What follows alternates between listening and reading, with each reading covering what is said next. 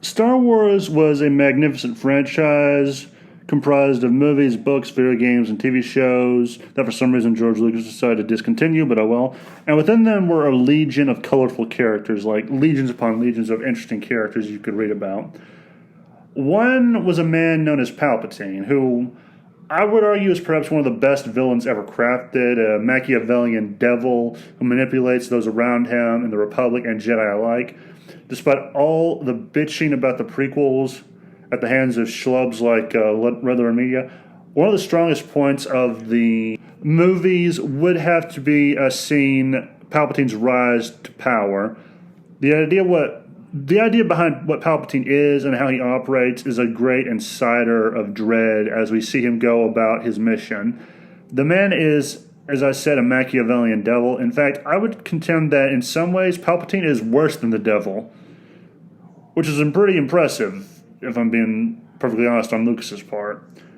How is he worse? Well, from what I understand, at one point in Jesus' life, the devil attempted to win the Messiah, I think, over.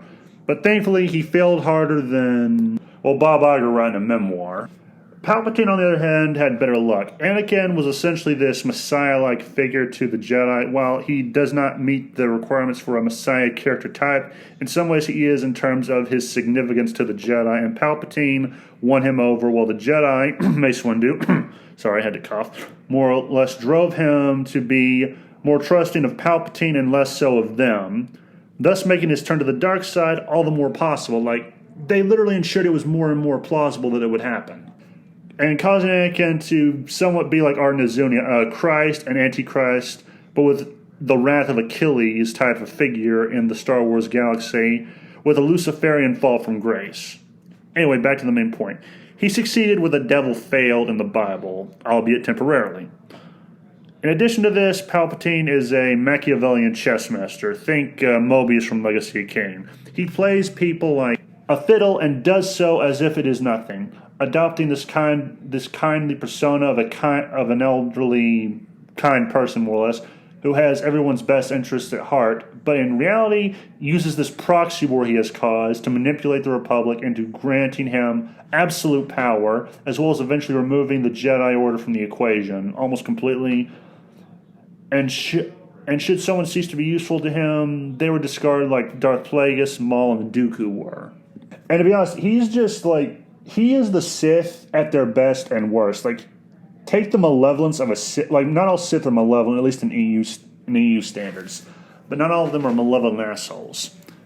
But he's like that, but crafty. Like, he is a Sith when they were forced to go underground. Like, it used to be Sith would gather, congregate, make an army, and try to wreck shit for the Jedi.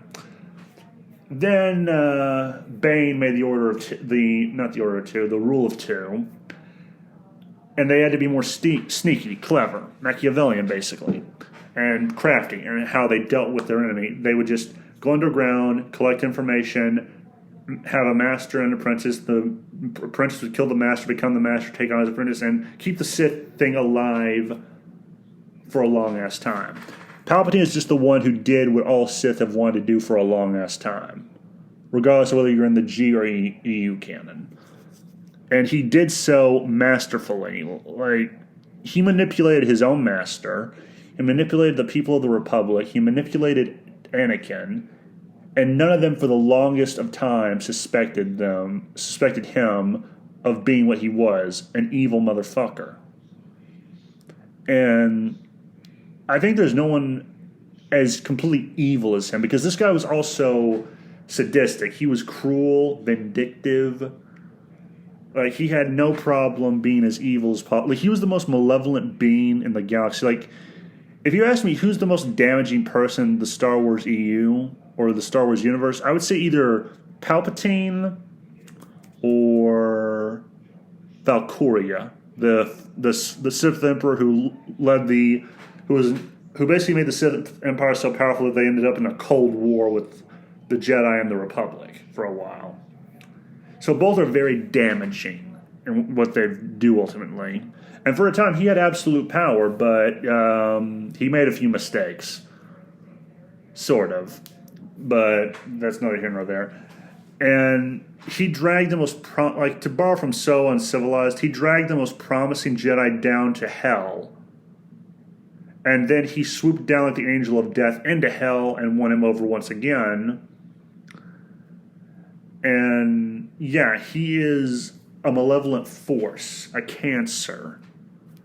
And there's no other way to describe him. Like, he is an intelligent cancer who works his way to getting what he wants. And you will be none the wiser. Like, he could stab you in the back and you would not even know he did it. Like, that's how good he is. And that's why I think he's an underrated villain, more or less. Like, it really surprises me he doesn't get more praise, because even when he loses to Mace Windu, he still wins. Like, he works the situation to his advantage. Like, even when he loses a duel, he tries to use it to win Anakin over, and it worked. It more or less worked. He won in the short term. In the long term, he eventually lost, thankfully, but yeah, that's more or less the video. And like, I just find him a very scary individual. Like, and the scary thing is, there are people like this in the real world who can manipulate you and you be none the wiser.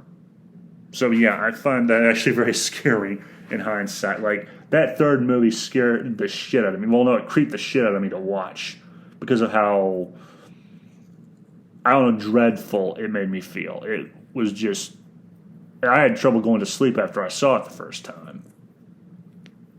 But I think that's all in the video. Have a nice day, and pray for sanity.